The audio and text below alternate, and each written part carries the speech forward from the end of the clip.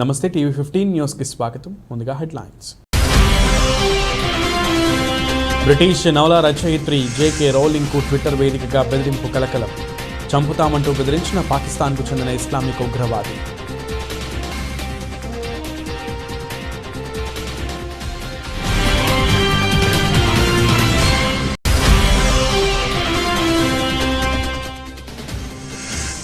భారత్ ఆందోళనను బేఖాతరు చేస్తూ చైనా నౌకకు అనుమతి ఇచ్చిన శ్రీలంక. హంబన్ టోటా పోర్టుకు వస్తున్న చైనా నౌక.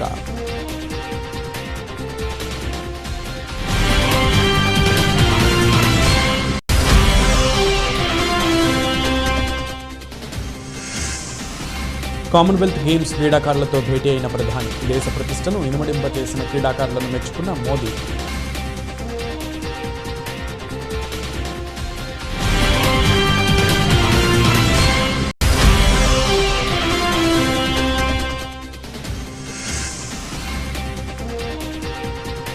మహబూబ్ నగర్లో ఫ్రీడమ్ ర్యాలీ. పోలీస్ తుపాకీ తీసుకుని గాల్లోకి కాల్పులు జరిపిన మంత్రి శ్రీనివాస్ గౌడ్.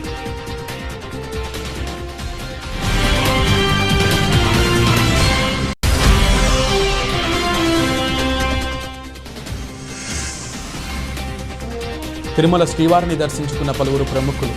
స్వామివారి నైవేద్య విరామ సమయంలో దర్శించుకున్న ఏపీ డిప్యూటీ సీఎం నారాయణ స్వామి.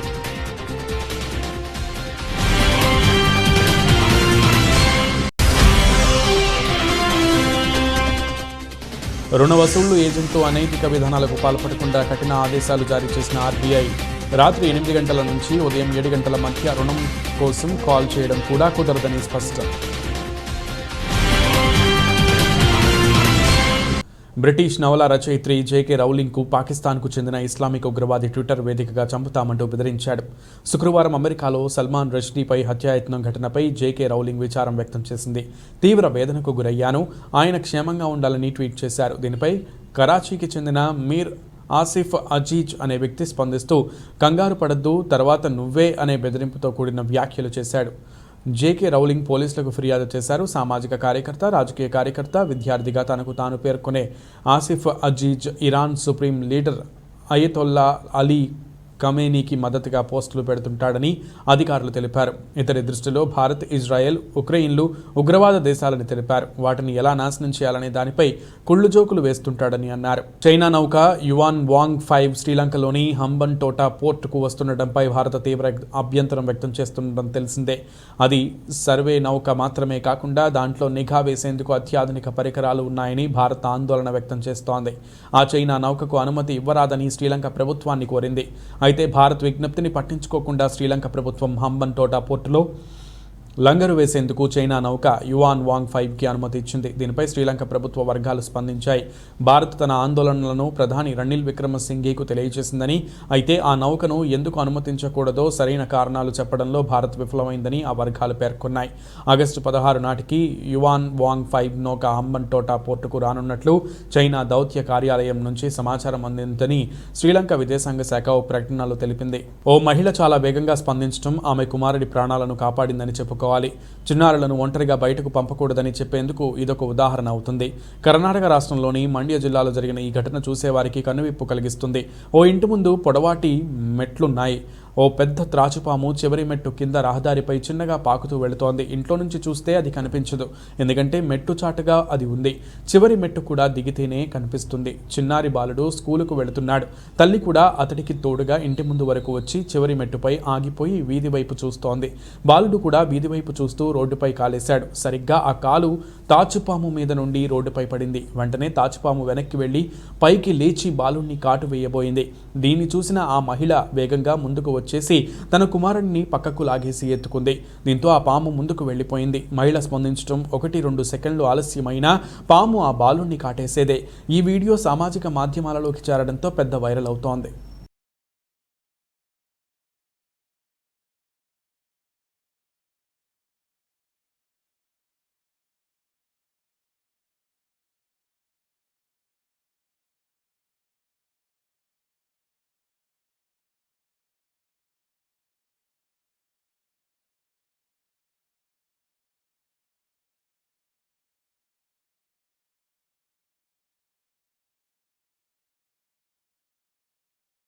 కామన్వెల్త్ క్రీడల్లో పతకాలు సాధించిన భారత క్రీడాకారులతో ప్రధాని నరేంద్ర మోడీ భేటీ అయ్యారు.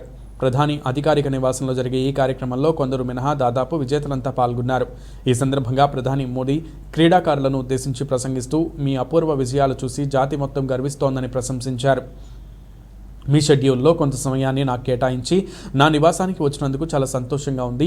అందరూ భారతీయుల్లాగే మీ గురించి మాట్లాడటం నాకు గర్వంగా ఉంది అంటూ భారత క్రీడల్లో స్వర్ణయుగం ఆరంభమైందని, ఇది కేవలం యువశక్తి వల్లే సాధ్యమైంది. గడిచిన 2 వారాల్లో అటు కామన్వెల్త్ ఇటు చెస్ ఒలింపియాడ్ రూపంలో 2 మెగా ఈవెంట్లు, కామన్వెల్త్ క్రీడల్లో చారిత్రాత్మక ప్రదర్శనతో పాటు చెస్ ఒలింపియాడ్కు మనం తొలిసారి ఆతిథ్యం ఇచ్చాము. ఈ మెగా ఈవెంట్లో విజయం సాధించిన వాళ్ళందరికీ నా శుభాభినందనలు అని ప్రధాని మోదీ విజేతలను కొనియాడారు. ఇక కామన్వెల్త్ క్రీడల్లో రజతం పథకం సాధించిన భారత మహిళా క్రికెట్ జట్టు గురించి ప్రధాని మోదీ ప్రత్యేకంగా ప్రస్తావించారు. హర్మన్ ప్రీత్ కౌర్ బృందాన్ని ప్రశంసల్లో ముంచెత్తిన ఆయన స్వర్ణ పథక విజేత బాక్సర్ నీతూ, అలాగే badminton star gold medallist PV Sindhu, cricket Renuka సింగర్తో పాటు రెజ్లర్ పూజా గెహ్లోత్ పేరును ప్రస్తావించారు. साथियों, आप सभी देश को सिर्फ एक मेडल नहीं, सिर्फ सेलिब्रेट करने का, गर्व करने का अवसर ही देते ऐसा नहीं है, बल्कि एक भारत श्रेष्ठ भारत की भावना को आप और सशक्त करते हैं.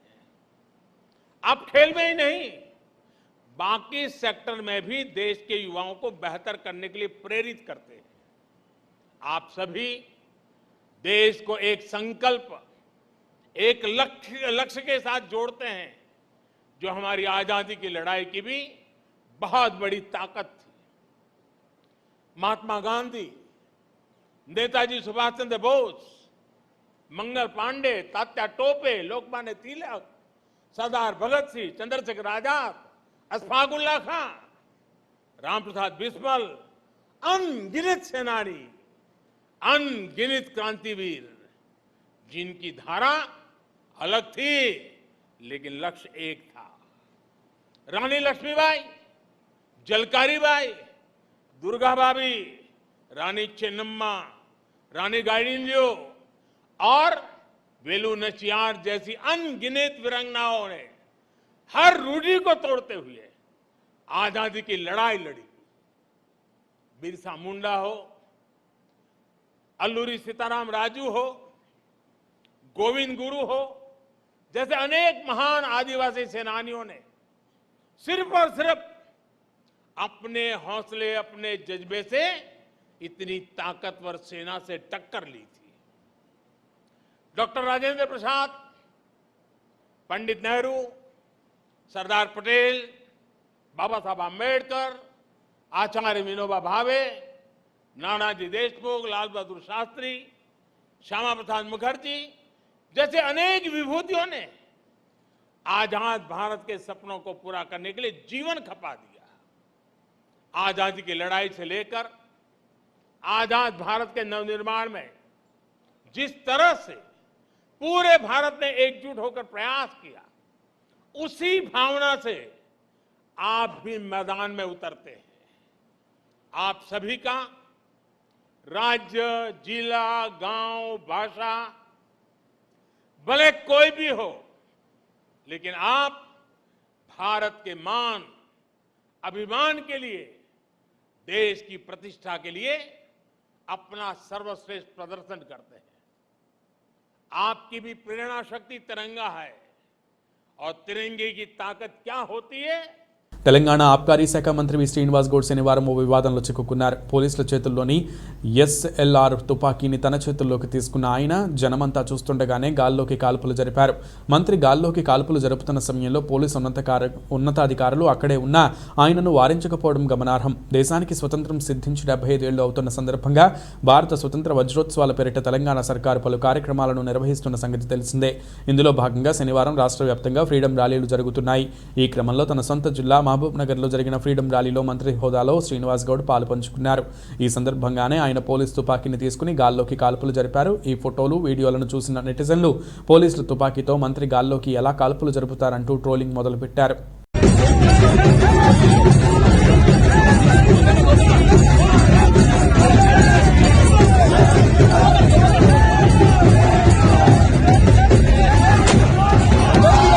దేశ గౌరవం ప్రతి ఇంటిపై స్వేచ్ఛ విహంగమై త్రివర్ణ పతాకం రూపంలో రెపరెపలాడుతోంది.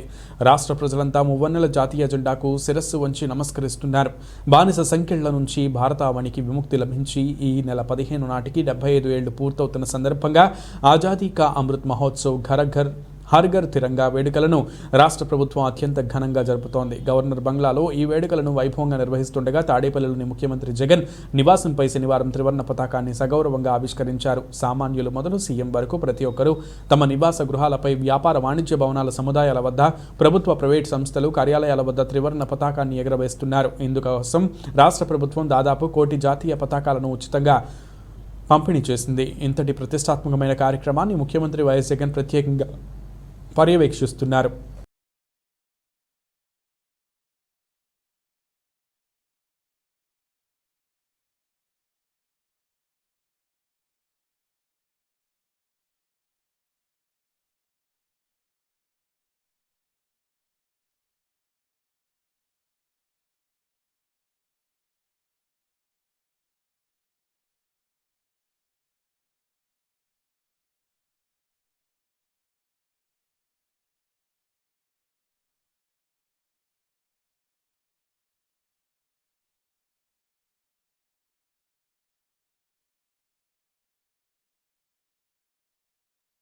తిరుపతిలో మెటర్నిటీ హాస్పిటల్ను మున్సిపల్ కార్యాలయంగా మార్చనున్న వైసీపీ ప్రభుత్వంను మున్సిపల్ టీటీడీ అధికారులను నిలదీస్తూ తక్షణమే ఇటువంటి చర్యలను ఆపివేయాలని, ఈ మెటర్నిటీ హాస్పిటల్కు ఎంతో పేరు ఉందని, జిల్లా నలుమూలల నుంచి పేదవారు ఇక్కడికి వస్తారని, వారికి అసౌకర్యం కలగకుండా చూసుకునే బాధ్యత ఈ ప్రభుత్వం పైన, సంబంధిత అధికారులపైన ఉందని జనసేన పార్టీ ఆధ్వర్యంలో శనివారం ధర్నా కార్యక్రమం నిర్వహించారు.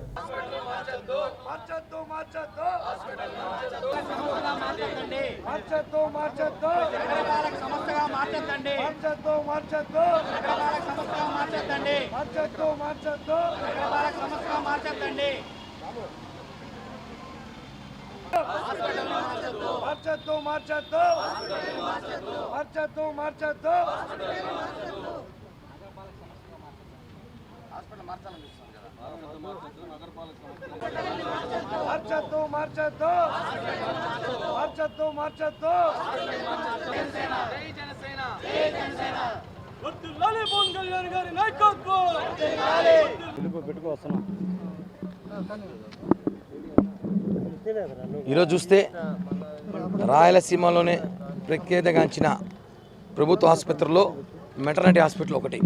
ఇక్కడ రాయలసీమలో ఉన్న ప్రతి ఒక్కరి ప్రస్తుతి కోసం సామాన్య ప్రజలందరూ ఇక్కడికే వస్తారు. చాలా పెద్ద ఆసుపత్రి, ఫెసిలిటీస్ బాగుంటాయి అనేసి. కానీ ఇక్కడ మనం చూస్తున్నాం, ఈ ప్రభుత్వం వచ్చిన తర్వాత ప్రభుత్వ ఆస్తులతో పాటు ప్రజల ఆస్తులు కూడా కాజేస్తూ ప్రభుత్వ ఆస్తులు కాజేస్తున్నారు. దానికి ఉదాహరణే రాత్రి అక్కడ బోర్డు లేదు, అక్కడ బోర్డు ఇచ్చేసి నగరపాలక సంస్థ తిరుపతి మున్సిపల్ కార్పొరేషన్. ఇప్పుడు ఆ బోర్డు ఉంది. జనసేన పార్టీ రాత్రి నుంచి తెలిసినాక మేము ఎప్పుడైతే దీన్ని ఈ వైసీపీ అధికారంలో వచ్చిన రోజు నుంచి కూడా ప్రతి చోట భూ కబ్జా, దౌర్జన్యం ఇవే తప్ప ప్రజలకు మేలు చేసిన పాపానేం పోలేదు. రాయలసీమలోకే అది పెద్ద హాస్పిటల్. మనం తిరుపతిలో అందరికీ తెలిసిన ఆడవాళ్ళ హాస్పిటల్ అని చెప్తాము. ఈ హాస్పిటల్కి చుట్టుపక్కల పల్లెల నుంచి అర్ధరాత్రుల్లో కాన్పులు నొప్పులతో వస్తుంటారు. అటువంటి హాస్పిటల్ని ఈరోజు కబ్జా చేయాలని చెప్పని ఈ యొక్క కార్పొరేషన్ వాళ్ళు అనుకున్నారు. ఈ యొక్క మేయర్ గారికి ఒకటే చెప్తున్నాం, మీరు చిన్నపిల్లల డాక్టర్, ఇక్కడ తిరుపతిలోని హాస్పిటల్ పరిస్థితుల గురించి మీకు బాగా తెలుసు. మీకు అన్నీ తెలిసి కూడా ఈరోజు మీరు ఇక్కడ కార్పొరేషన్ బోర్డు పెట్టారంటే మిమ్మల్ని ఏమన్నా మాకు అర్థం కావట్లేదు. ఇప్పటికైనా మేము ఒకటే చెప్తున్నాం, ఈ హాస్పిటల్ జోలికి వచ్చారంటే జనసేన పార్టీ తీవ్ర పోరాటం చేస్తుంది. ఆమరణ దీక్ష కూర్చుంటామని చెప్పి కూడా మేము హెచ్చరిస్తున్నాం. ఆంధ్రప్రదేశ్ మాజీ ముఖ్యమంత్రి వైఎస్ రాజశేఖర రెడ్డి ఫోటోను అడ్డం పెట్టుకుని ప్రచారం చేసుకుని మోసం చేయడం కాదని, రైతులకు న్యాయం చేసి ఆదుకోవాలని ఏపీసీసీ అధ్యక్షుడు డిమాండ్ చేశారు.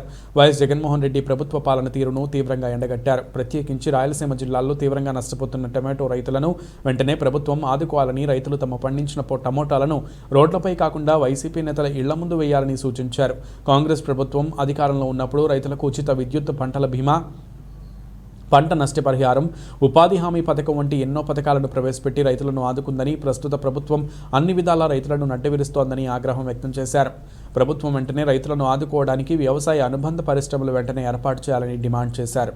పంట నష్టపరిహారం ఇవ్వాలి, అట్లాగే వ్యవసాయ ఆధారిత పరిశ్రమలు నెలకొల్పాలి. ప్రతి రైతులకు కూడా చెప్తా ఉన్నా నేను, రోడ్లో ఎందుకు పడేస్తారు మీరు, తీసుకెళ్ళి ఆ ఎమ్మెల్యేల మంత్రులు ఇళ్ళ ముందు పడేయమని కోరుతా ఉన్నారు. కాంగ్రెస్ పార్టీ రైతులకు అండగా ఉంది కనుక ఈ కార్యక్రమాలపైన ప్రజలందరినీ కలిసామని కోరుతా ఉన్నాం.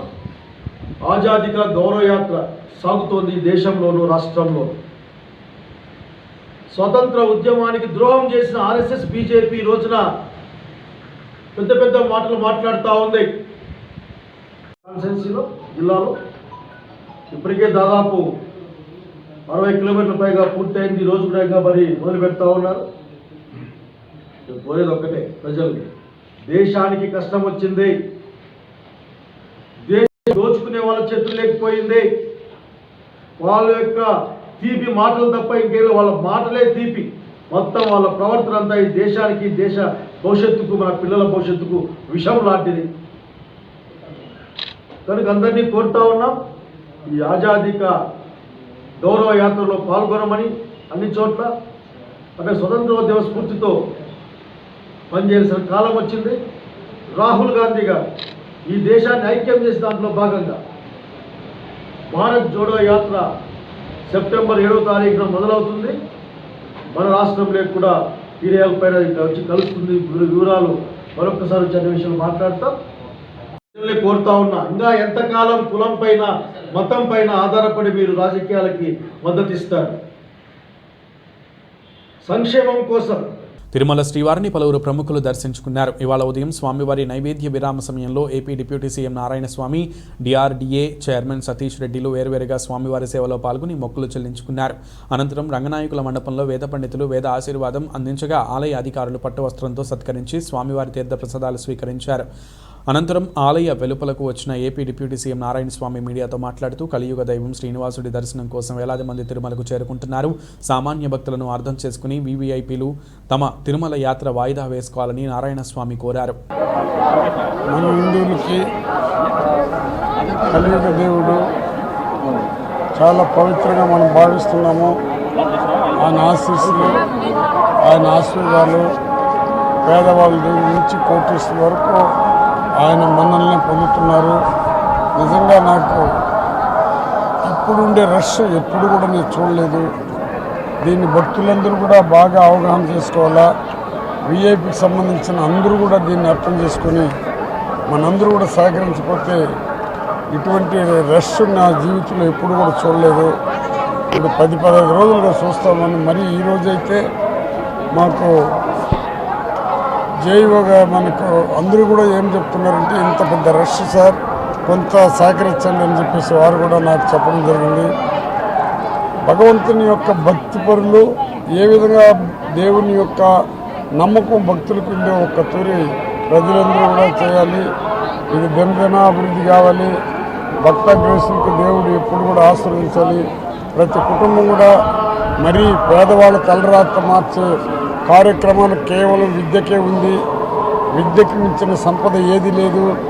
ఆ విద్యని జగన్మోహన్ రెడ్డి ముఖ్యమంత్రిగా పేదవాళ్ళ తలరాత మార్చే ఆలోచన. ఆజాదీ కా అమృత్ మహోత్సవంలో భాగంగా శ్రీశైల జలాశయానికి త్రివర్ణ పతాక రంగులు, డ్యామ్ రేడియల్ క్రస్ట్ గేట్లకు జాతీయ జెండా కలర్లతో, విద్యుత్ దీపకాంతులు, త్రివర్ణ పతాక రంగులతో జలాశయాన్ని సర్వాంగ సుందరంగా ముస్తాబు చేసిన అధికారులు. జాతీయ జెండా రంగుల వెలుగుల నడుమ దిగువకు కృష్ణమ్మ పరవళ్లు తొక్కుతోంది.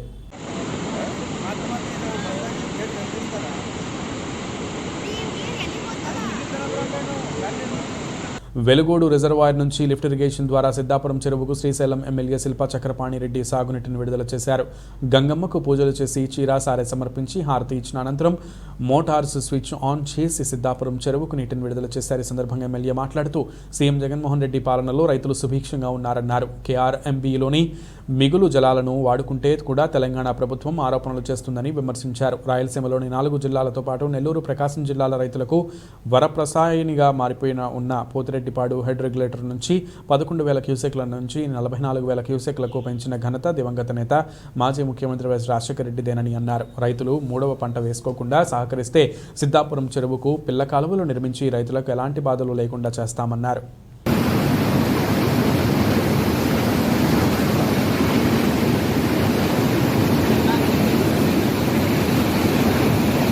తర్వాత మన పేద ముఖ్యమంత్రి ముఖ్యమంత్రి జగన్మోహన్ రెడ్డి అయిన తర్వాత మనం ఆంధ్రప్రదేశ్లో ఎన్ని ప్రాజెక్టులు ఉన్నాయో అన్ని ప్రాజెక్టులు కూడా నిండు కుండల్లా జలకలతో కలకలాడుతూ ఉన్నాయి. అంటే దీని అర్థమేమి? రాజు మంచివాడైతే, పాలకుడు మంచివాడైతే భగవంతుడుగా అన్ని రకాలైనటువంటి వనరులు చేకూరుస్తాడు అనే విషయం మన అందరికీ తెలిసిందే. ఈరోజు సిద్ధాపురం లిఫ్ట్ ఇరిగేషన్ స్కీమ్ను వెలుగోడు రిజర్వాయర్ నుంచి 2 పంపుల ద్వారా ఎత్తిపోయడం ఈరోజు ప్రారంభం చేస్తూ ఉన్నాం. ప్రతి సంవత్సరం కూడా చూస్తూ ఉన్నారు ఎన్నో సమస్యలతో కూడినటువంటిది సిద్ధాపురం. దీంట్లో 3-4 కంపెనీలు ఇన్వాల్వ్ అయి ఉన్నాయి. హిందూ ప్రాజెక్టు వాళ్ళు కానీ, మెగా ప్రాజెక్టు వాళ్ళు కానీ. ఆధ్యాత్మిక పుణ్యక్షేత్రం తిరుమల శ్రీ వెంకటేశ్వర స్వామిని దర్శించుకునేందుకు రికార్డు స్థాయిలో భక్తులు వస్తున్నారు. వారాంతాలు, వరుస సెలవులు రావడంతో ఊహించని రీతిలో భక్తుల రద్దీ పెరిగింది. శనివారం ఆక్టోపస్ భవనం సమీపంలోని ఔటర్ రింగ్ రోడ్డు వరకు భక్తుల క్యూ లైన్ చేరుకుంది.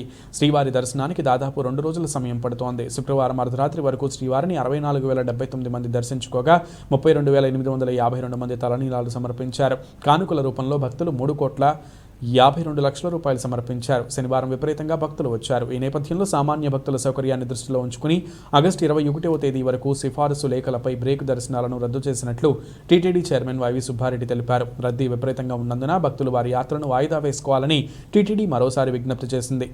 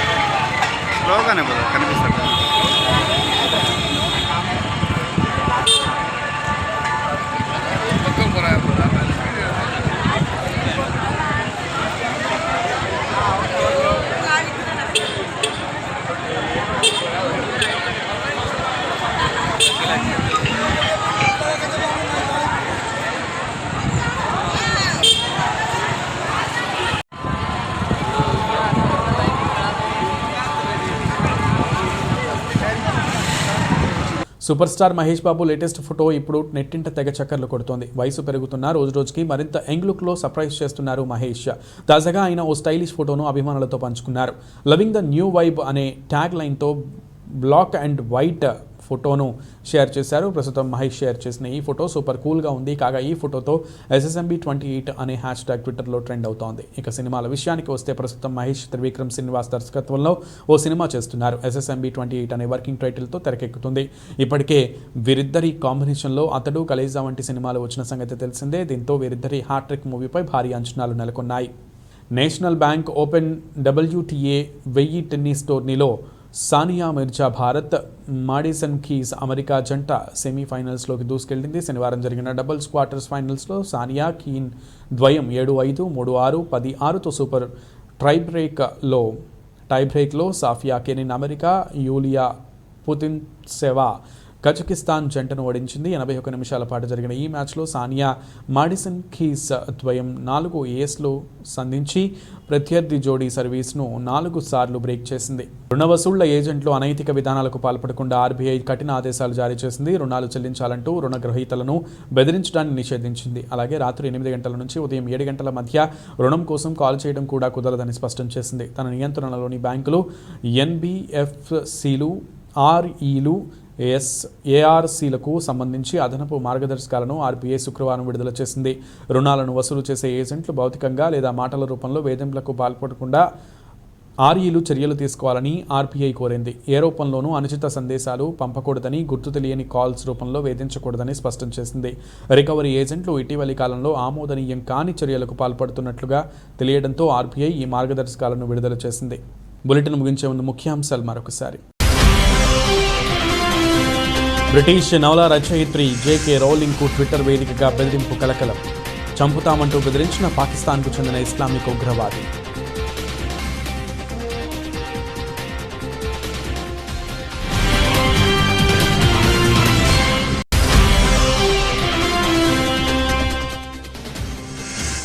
భారత్ ఆందోళనను బేఖాతరు చేస్తూ చైనా నౌకకు అనుమతి ఇచ్చిన శ్రీలంక. హంబన్ తోట పోర్టుకు వస్తున్న చైనా నౌక.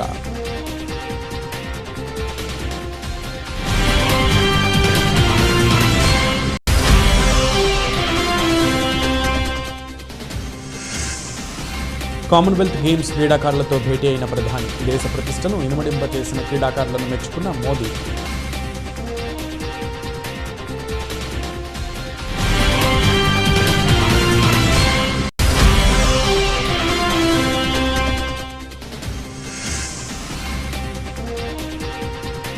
మహబూబ్ నగర్లో ఫ్రీడమ్ ర్యాలీ. పోలీస్ తుపాకీ తీసుకుని గాల్లోకి కాల్పులు జరిపిన మంత్రి శ్రీనివాస్ గౌడ్.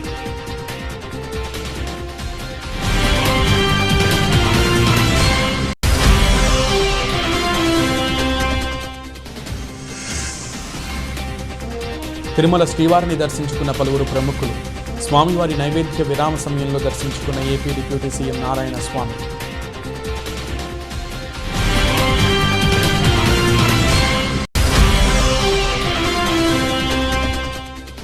రుణ వసూళ్లు ఏజెంట్లు అనైతిక విధానాలకు పాల్పడకుండా కఠిన ఆదేశాలు జారీ చేసిన ఆర్బీఐ. రాత్రి 8 గంటల నుంచి ఉదయం 7 గంటల మధ్య రుణం కోసం కాల్ చేయడం కూడా కుదరదని స్పష్టం. ఇవి బులెటిన్ విశేషాలు. నమస్తే.